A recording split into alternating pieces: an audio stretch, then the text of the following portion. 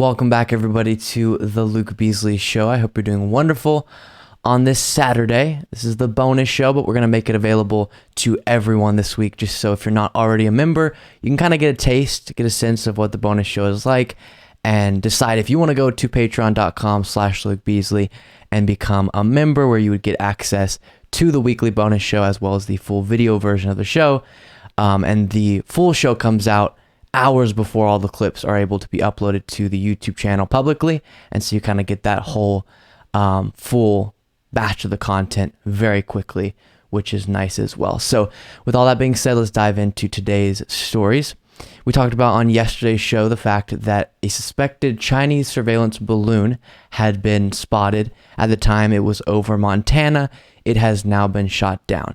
And we will talk about the Fox News coverage of this and how before it was shot down, they were very critical of Biden, saying that he's kind of, the sense was he's weak and so he's not going to shoot down the balloon, or he's not shooting down the balloon. But the reason, and then we'll get to a video of it being shot down, but the reason it wasn't initially shot out of the sky by the US military was because it was over an area that debris could land on people or property, kill somebody. Serious, right? And so they wanted to wait until it was over water. But again, we will get to the Fox News critical response to that in a second. First, here is the video. Australia. The other thing is we have to upgun Taiwan. If we've learned anything out of the Ukraine war, because we weren't able to deter it, and most everything that the Ukrainians are using now, we brought in after the invasion. I'm not sure. Pardon me, General Keane, again, I interrupt you because I'm not sure if you can see this, but we have a live shot now of this balloon going down. This balloon has been taken down. It is now falling from the sky there over Surfside Beach, South Carolina. So your reaction to this, sir? Yeah, I'm watching it. Well, first of all, well done. So at that point, it was over water and was a much more safe option to take it down.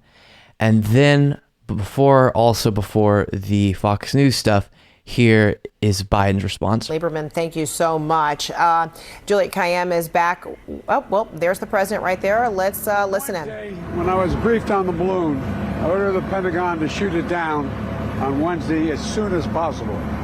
They decided, without doing damage to anyone on the ground, they decided that the best time to do that was as it got over water outside within the 12-mile limit. They successfully took it down, and I want to compliment our aviators who did it, and we'll have more to report on this a little later. Thank you. So as we talked about yesterday, when initially discussing the presence of the balloon, the idea would be China gathering information on nuclear silo sites, where they would want to know a little bit more information about those. And then here was kind of the talk that was going on Fox News about this. One of the hosts saying, essentially, China has something on Biden, so that's why he's not shooting down the balloon. This is humiliating to the American people, and the American people are going, why is this happening? And you said, rightfully so, it is literally a trial balloon, and they're testing Joe Biden. And they're saying, how much do we have over this guy that he is willing to do nothing? That is I can't imagine why else. I have to believe that the people in our military want to shoot that down. Really quickly, why? So it's not because they have dirt on Biden. Instead, it's because of this. How big is the balloon that you're tracking? And have you guys picked up, is it leaving anything in its wake, like sensors? Yeah, so on your latter question, I'm not going to get into intelligence. We do continue to monitor the balloon. We do know that it is a surveillance balloon. In terms of the size, I'm not able to get into the specifics other than to say that it is big enough that, again, in reviewing our approach, we do recognize that any potential debris field would be significant and potentially cause civilian injuries or deaths or significant property damage. Right. So just willy-nilly shooting it down over an area that the debris could land on people or property, as he said, would be irresponsible. But there's so much coverage on Fox News that I was coming across and just didn't have the energy to actually watch once again for the show. You got a taste of it in that one clip, but everything has to be outrageous when it comes to Biden. Everything's terrible, and he's doing this because China is in control of him instead of just waiting for the military to say, okay, now it's safe, which is what happened, and now it has been shot down, which is the correct move. China shouldn't be having a surveillance balloon over sensitive sites in the United States, and it's perfectly reasonable that they made the decision to do what they did when they did it. Well, Donald Trump has released a video on the subject of the Russia-Ukraine war, and I want to walk through it. So much dishonesty here, and we will talk about it. Take a look. A major disaster is brewing. If I were president, the Russia-Ukraine war would never have happened, never in a million years. But even now, if I were president, I'd be able to negotiate an end to this horrible and rapidly escalating war within 24 hours. It can be done. You have to say the right things, not the wrong things. I think we helped lead Russia into that war by saying, well, if they took a small part of the country, that would be okay. Such a tragic waste of human life. When you look at all that's happening there, those cities are obliterated. First comes the tanks, and then come... So we'll watch kind of the second half in a second, but to break down that first half, again doing what he did in the interview yesterday that we looked at, taking the agency away from Putin, taking the responsibility off of Putin's shoulders, saying he was kind of led into it. The United States, in a sense, provoked him into invading Ukraine. That is so false, and again, is clearly purposefully taking away the responsibility from Putin, which is where it needs to lie. And it's so dishonest to do that. And then this thing I've heard a lot recently where people will pretend that the United States' support of Ukraine is the same as choosing to continue the war for the purposes of some other reason than just helping Ukraine defend itself. And so Trump there is saying all of this carnage is being caused because the United States doesn't want peace. Putin doesn't want peace. Putin could bring this to an end by ending his invasion. The United States is not going to just not help Ukraine and allow them to have even more devastation brought on to their citizens and to their country. And so the conversation has to be, yes, we want peace, but until Putin and Russia bring forward a reasonable proposition of peace, then we're going to help Ukraine defend itself. And then, of course, the silly, in 24 hours, I could bring this to an end.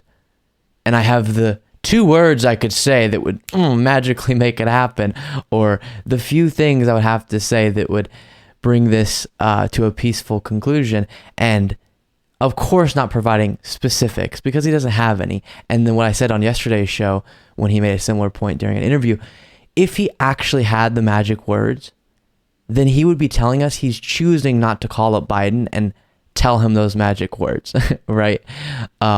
Which would be horrible. Now, of course, he doesn't have magic words because it's much more complicated than that. And come the nukes. Get this crazy war ended now. It can be done. And in fact, it's easy to get done. When I'm president, we will be a strong country again. People will never be playing these games like they've been doing to the United States of America. They don't respect us anymore. They respected us greatly 2.5 years ago. They don't respect us anymore. Thank you very much. And actually, public opinion of the United States globally is much better now than it was under Trump. But this dishonest portrayal of the situation with Russia invading Ukraine by Trump and others is so aggravating and counterproductive. Because as long as we're talking about that, this simple, easy way that he won't say that this could all come to an end, we're not having a realistic conversation about how do we see this ending And what are we going to do as a country in the meantime to help and support Ukraine? And then it's apologizing for Russia. It's covering for Russia, saying it's the United States choosing to continue the war. It's Biden choosing to continue the war, when in reality, it's the decisions of Putin and Russia, the Russian government, that are continuing this war that is completely unjustified. And Trump's covering for that. Glenn Kirshner had an interesting take on the grand jury investigation that has now concluded into Trump's attempts to overturn the 2020 election in Georgia, and the fact that indictments are likely coming, but then specifically what may happen if indictments indeed do come down. Let's talk about the time frames of possible prosecutions. I think we have to start with Fani Willis, because when she stood up in court a couple of weeks ago and she said two really important things. She said, Judge, you can't release the grand jury report, which recommends, I'm quite sure, prosecuting any number of people for any number of violations of Georgia state law. You can't release it because it would impact the defendants, plural. And she made a point in several different ways of saying defendants, plural. It would interfere with their right to a fair trial. You don't say that. The only way you become a defendant is if you're going to be indicted. She's not reckless or careless with her words. That signals indictments are coming. Then she went on to say, and our charging decisions are imminent, not a casual word. Imminent has to mean weeks. To my way of thinking, it could mean months. It sounds like weeks, right? And we do know the regular grand jury came back into session to make these decisions beginning on January 24th. So we're in good shape. It feels like indictments are imminent in Georgia. That's probably, and Dean, I have to say, with Donald Trump now posting and reposting calls to violence, specifically one of his supporters said, I will fight for him. If he is not made president again, I will fight for him until the day I die. We are locked and loaded. And Donald Trump reposted it. Here's what I predict, Dean. The day Donald Trump is indicted and is scheduled to appear for an arraignment on that indictment, his first court appearance, he will post, come to Atlanta on the day of my arraignment, will be wild. And here we go again. Let's see if DOJ gives him the opportunity to launch a second violent attack. I sure hope not. It is a major, major concern. And he is quite aware of this weapon, essentially, he has, and he is not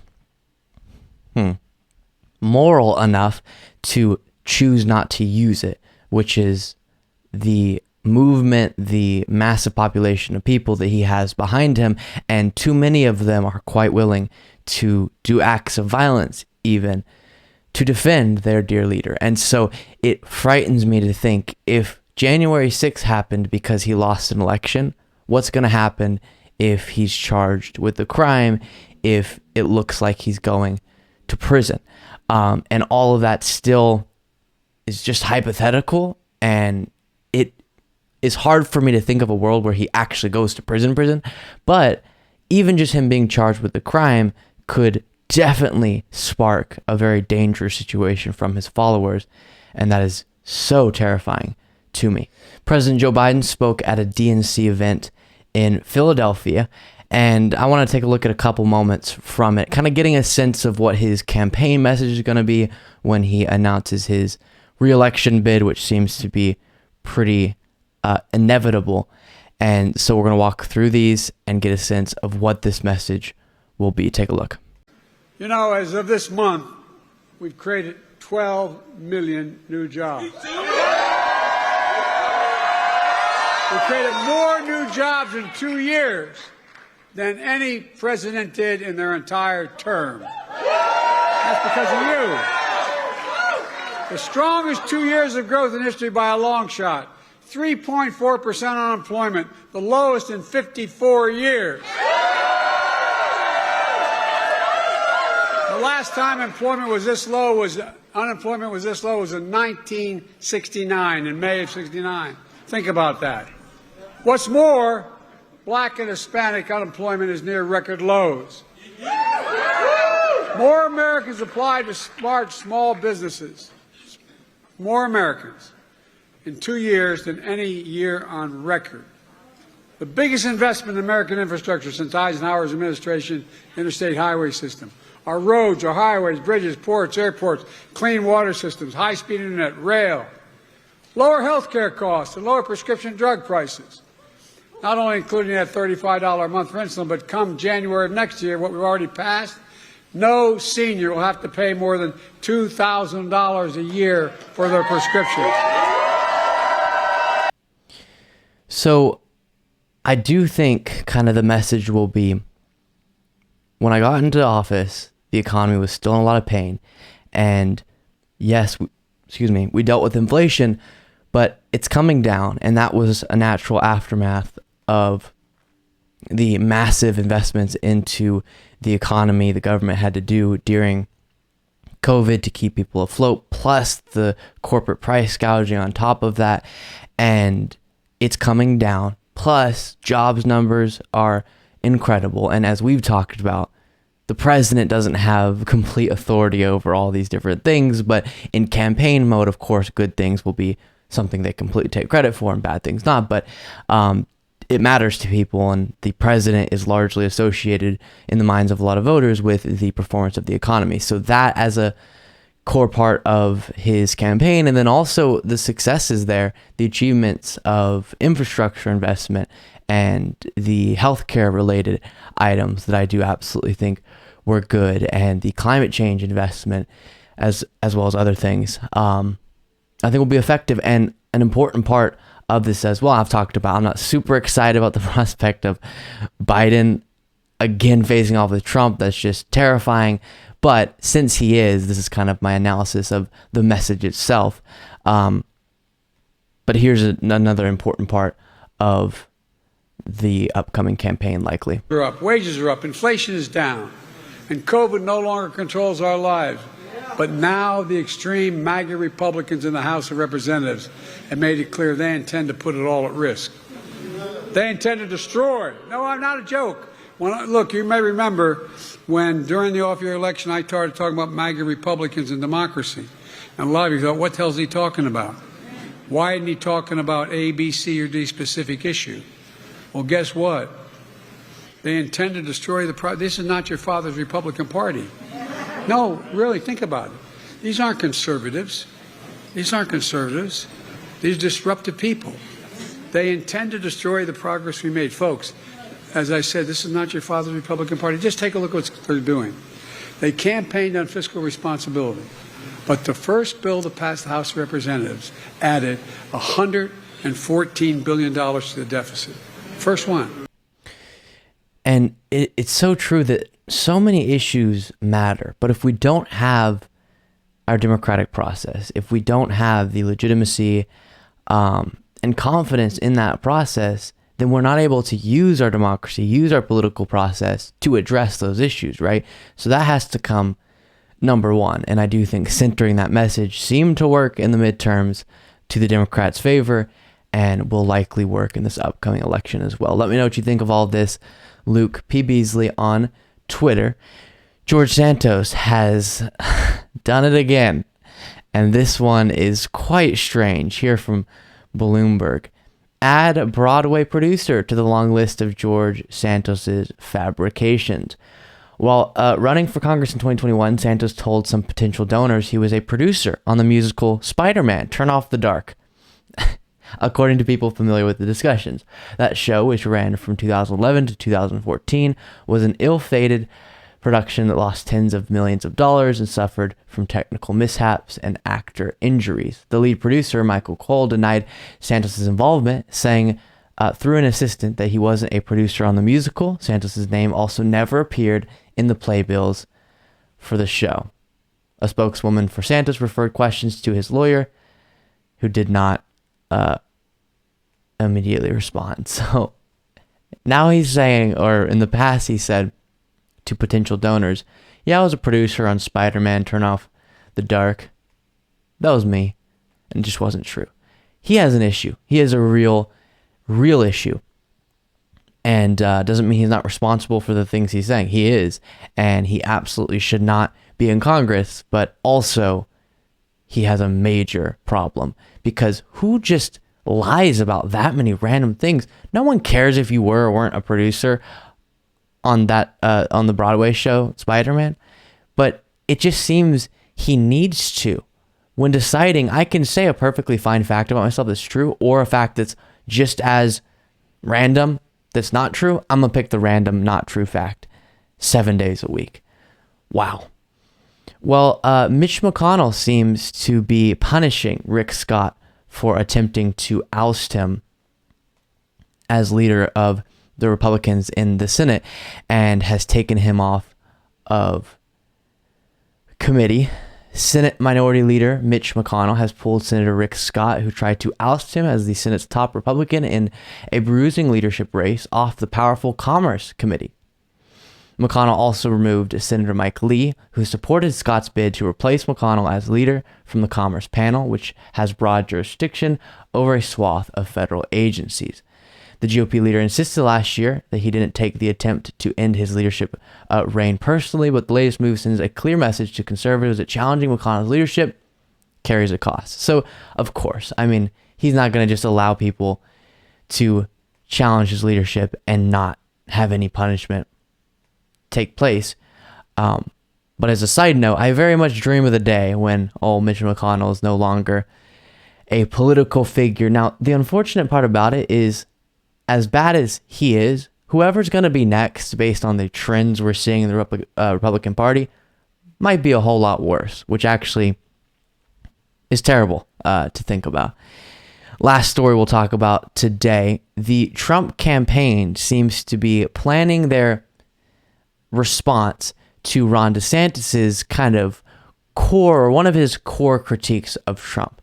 One of them is not what we're talking about today, but one of them I pick up on being DeSantis is a winner. Look, he won his gubernatorial race and Trump is a loser. So I'm radical, but I'm a winner. Whereas Trump's radical, but he's a loser. But I use the word radical because that's what they seem to be competing about. Who can be more radical? Who can be more conspiratorial? And so DeSantis has decided, because Trump can't be completely anti-vax because he feels one of his accomplishments, which this is one of the good things that he's done, one of the rare good things he did, was push for the vaccine to be produced and support that process. That was good. And because of that, Trump can't just say, I'm an anti-vaxxer, even though I supported the vaccine being produced, right?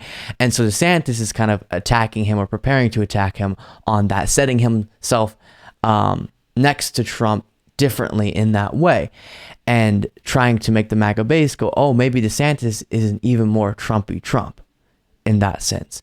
And Trump's team, as the New York Times outlines here, is preparing a counter-offensive, we'll say.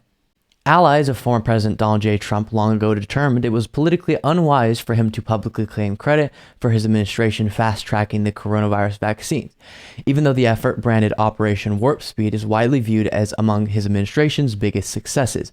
In December 2021, Mr. Trump was taken aback by the boos he received from an ardently pro-Trump audience after he told them he had taken a coronavirus booster shot. The boast has since vanished from his speeches, and now Mr. Trump is trying to blunt Mr. DeSantis' perceived advantage with the anti-vaccine base, in a sign of how toxic the conversation about the coronavirus vaccines has become. Within the GOP, Mr. Trump's allies are building a file of opposition research on Mr. DeSantis that consists of videos of him praising the vaccine in its early days. A Trump ally involved in the effort, who insisted on anonymity to discuss their plans, said the footage included Mr. DeSantis taking delivery of some of the first vaccines in America, and news B-roll of DeSantis presiding over vaccinations of elderly people. To emphasize the point, the Trump ally texted several photographs of Mr. DeSantis standing over a woman getting vaccinated. He personally wheeled her to get jabbed, the ally added, sending another photograph of Mr. DeSantis pushing an older woman in a wheelchair. So the plan from the Trump campaign is, when DeSantis says Trump supported the vaccine's bad, the Trump team will go, well, you did too, which is such a strange moment we're going to be in, where two individuals are trying to, in the weirdest way possible, argue for why they didn't support as much as the other person said a life-saving vaccine. It is bizarre, and it shows you the strength of the anti-vax movement within the MAGA base and the strength of MAGA within the Republican base. And it is all quite concerning, to say the least. That is all we have for today's bonus show. If you want to get weekly this bonus show, as well as just generally be supporting what we do here and get the full video version of the show long before all the clips are uploaded to YouTube, you can do so by going to patreon.com/Luke Beasley, and there is a link in the description. Thank you all, and I'll see you on the Monday show.